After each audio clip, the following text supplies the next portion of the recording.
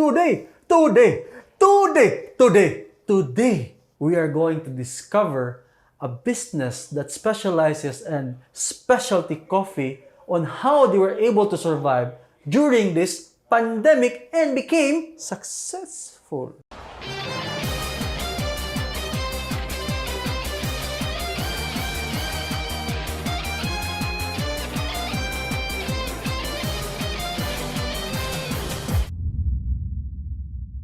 Hi guys, this is TitoJake and welcome to TitoJake's X Passionpreneur.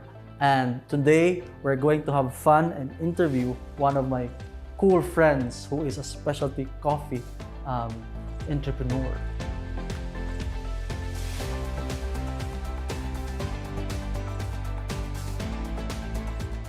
Hi again guys, this is TitoJake and welcome to Slash Passionpreneur. And kuya na to karon ato ang usa sa atong good friend si Gio Visitacion. Hi Bro, everyone. welcome sa Hi, show. Jake. Thank you for inviting me. Can you give a short introduction of what you do and anong naabot ka ning coffee nga business, bro? Yeah, so my name is Gio. I work for Good Cup Coffee Company. It started way back 2017 when I tasted a cup of coffee in a place in Manila.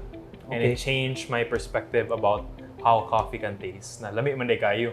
And then I started understanding on how did this coffee taste like this. It's very unusual, so I started researching about the process, about the owner of that shop, and at the same time about the people in the industry during that day. Further exploration, I also took the opportunity to go to Singapore to study. It was a school for coffee. After that, after I completed the course, I was technically certified.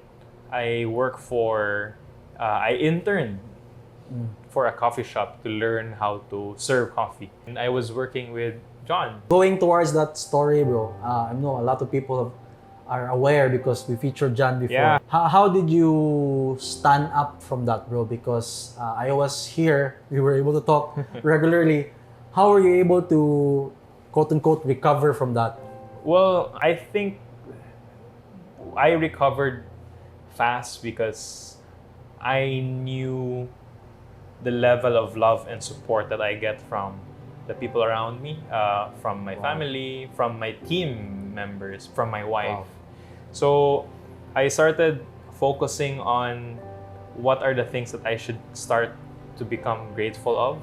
So I started the act of gratitude, meaning I am grateful for today because this is what I experienced. And one of the things that I was really grateful of is two of the survivors worked back again and for us. So imagine they almost lost their lives and then they voted to work back again with us. So that's one of the things that I was truly grateful of. So what we did is, as a team, we spoke about what happened. We spoke about our feelings. We became, the team became more open. Yeah, at the same time, it made it closer. Yeah. What were the initial steps that you made to grow it that way? We categorized it into different phases. The reopening phase was very hard for us. And we were focused mainly on cafe and supply and academy. So that was our main. Those were our three business units to serve customers. So and then after that, when we started picking up more clients later on the later part of 2019, so we started picking up clients around Cebu, around Manila for supply. We credit that growth for our wholesale towards building relationships with our wholesale partners, not just selling them coffee, but also letting them serve better, assessing if they need help at this end, we will also devote our time to help them. So we credit that growth on the supply, wholesale supply, which took place during and at the same time, we also felt that the cafe was growing. So the two There were more business- people coming in. There were more people coming in, and Would you also say that there was a lot of comments or, I mean, actively people are going to your Facebook page? yeah. So we also That's one of the signs. So we also felt that there were more testimonials, more reviews. So it also further validated that we must be doing something right. Yep. So talking about that, bro, about the pandemic, I know a lot of businesses, even one of our businesses in Inhim was, we were forced to close. No? So how did you go through that process? And at the start, of course, you had that mindset. What was your mindset that allowed you to cope during that situation? Well, first of all, I feel very sorry for the businesses that close due to what is happening and what happened. But I think one of the things that I give credit of, one of the principles that I believe since the start of the pandemic is that we as a team believe that at the end of the day, we should survive and we will survive. Nice. So given that kind of mindset, it helped us develop a way of thinking on how can we thrive when despite what's the environment is. Yep. And So- the fear. The fear of operating. Yep. So as a team, we were sharing. So how we do our decision making is we always involve everyone. So when we gathered everyone's decision, they said that they're still willing to operate. So they're still Okay. willing to commit. Okay. So And- I think that's one of the key factors also, because you open it with everybody. So, and they committed also. So then the next step would be probably to work together at a plan. Yes. You also share the part when you had to rent rooms and Yes. everybody was using their bikes to come here. Yeah. Almost everybody. So at the start of the pandemic, this was March, end of March 2020. 2020, Yeah. and everyone agreed, okay, let's operate. And then the next step was, how can we operate with the ever-changing mandates of the government? Yeah, the restrictions. So the restrictions, meaning checkpoints to from one checkpoint to another, from identifying if you're an essential worker or, Or not. not, So yeah. from there, we decided, we planned, okay, this is what we will do. We will be renting a place near our cafe, our facility. And then after renting, everyone will be in-house, so the human transmission will be among us. Yeah, so that limited also the contact tracing. Yeah, so it also limited the fear of contracting the virus because but it was also a very valuable commitment from the team. But at the same time, we also had different problems. Supply chain was disrupted. And then the next step was, how can we still serve? So meaning, how can we deliver? So I will always remember this. April 4, I was at home and we already launched a website. Yeah, so We migrated everything online. was that your decision or was it the team's decision? It was more of Out of necessity? out of necessity. So Okay. there's a saying that innovations are born out of necessity and Yeah. desperation. Yep. Desperation to solve a problem or desperation to survive. So for us, that was our internal innovation to migrate everything online. And then for me, I enjoyed the process because that was that was a part of the process where I got my hands dirty. I learned, okay, this is what happens if we cannot do this. So we had multiple plan A, plan B, plan C, because of what we learned from the process of logistics delivery. Okay. And the next step was, how can we serve our nationwide clients? So Okay. first, I think our clientele base was growing in Manila. And what we did was I was after roasting the coffee, we pack it by boxes, by parcels, and we bring it to the By airport. kilo, right? By weight. Kilo, by weight. So by order also. So we send it to the airport. And then it is carried over from airport to airport to Manila, and someone picks it up from there. Okay. So we also we created a team Wow. to handle our Manila deliveries. Nice. So someone picks it up from the airport, and that person distributes To the to the riders, riders there. Yep. So at that point, because of the desperation to survive and the desperation to serve, our purpose mainly during the pandemic was how can we survive and how can we serve. And then when we answered those things, okay, we already are serving our customers. Are we surviving? So we were checking our margins at that early period. It was very To that point, slim. I want to really emphasize a certain trait of yours, which is really you were thinking about the survival of the business instead of the margins during that time, because obviously during that time you were not sure if shipping this, the cost of this, or taking it to the airport, having somebody pick it up in the airport. Exactly. So very good. I think we were very obsessed about survival and serving customers. We were under our break-even point. The following month, we already saw improvement. And then the months after, that's the time we saw that, wow, we weathered a very challenging shift of the world. And at the same time, we also learned how to still be in business despite what's happening. And we innovated and pivoted.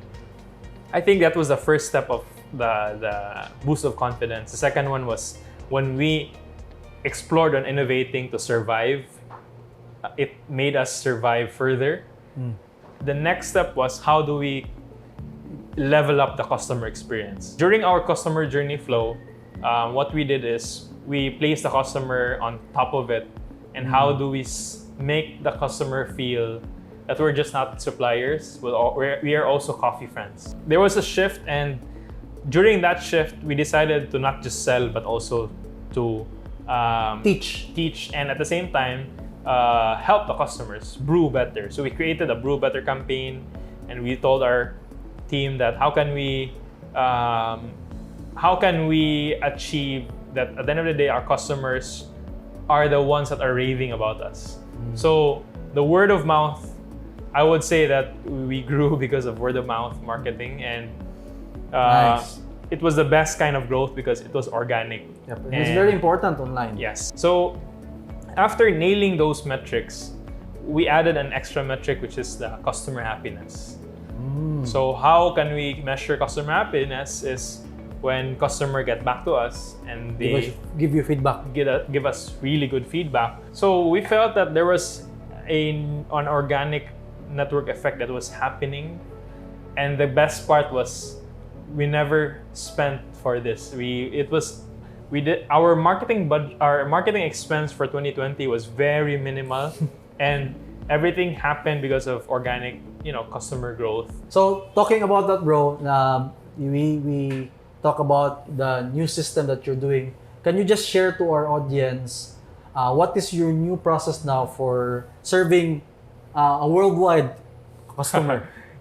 So the first thing is the customer inquires, and then after inquiry, go signal, we pack it. After that, we have a few delivery channels. So for our international, that you already partnered with. Yeah, so we have a few for our international. We also have a few locally. For Cebu, we have our own. Our main motivation was how do we give customers superpowers? Yeah, the best experience actually. Speed. Thank you for that, bro. It's so amazing that you are very open with the secrets of the trade, no? So, bro, a lot of people message us on Facebook, on our channel.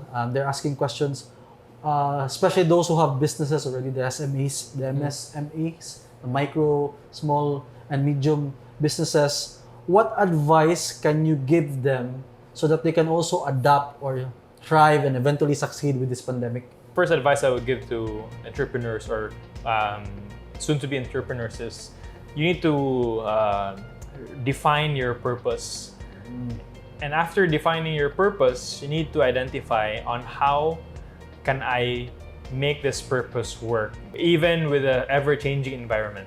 The next step is you need to have the right people and the right seats. And what I mean about right people is I'm not talking about skill, but I'm talking about heart. I think third would be, how do you look at things at a long-term view?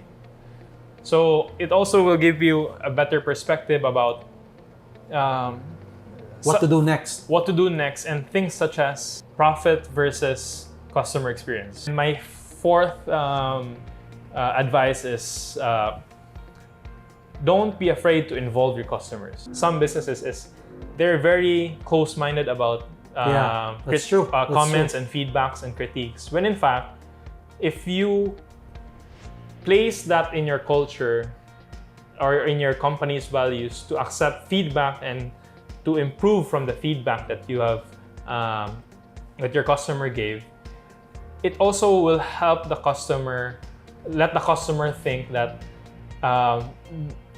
you are also trying to make things better. And lastly is, if you have the will to survive and thrive, you will always find ways to survive at the end of the day. Those are the key principles that and the advice that I'd love to share with our entrepreneurs and soon-to-be entrepreneurs. Okay. Yeah. Bro, thank you so much for what you shared. Thank you for also a very heartwarming discussion. Thank you, bro. I'm really touched by how the team developed, and as well as, of course, the heart, which you mentioned, really the grit and the mindset that you will survive, no? Bro, before we end, can you invite our followers, our audiences to Good Cup Coffee? Yeah, so we are the Good Cup Coffee, and we roast coffee, and we'd love you to experience our products and our beans and the whole coffee experience that we offer through our online platform. It's www.thegoodcupcoffee.com, and we'd love to see you there. Guys, thank you so much for watching. If you like this episode, please like, subscribe, and follow. And if you're watching this on YouTube, please click that bell so that you'll be notified for the upcoming episodes. Bye!